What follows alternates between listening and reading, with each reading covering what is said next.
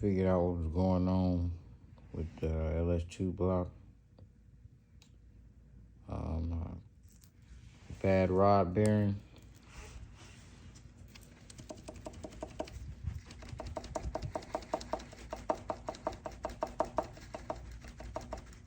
It's the only one that's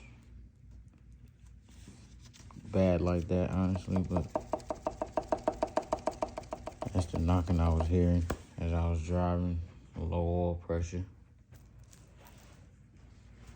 And there's a piece of the timing chain guide in here. It broke off in here.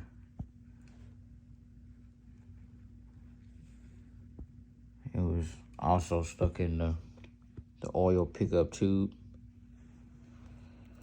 So I had to take all the pistons out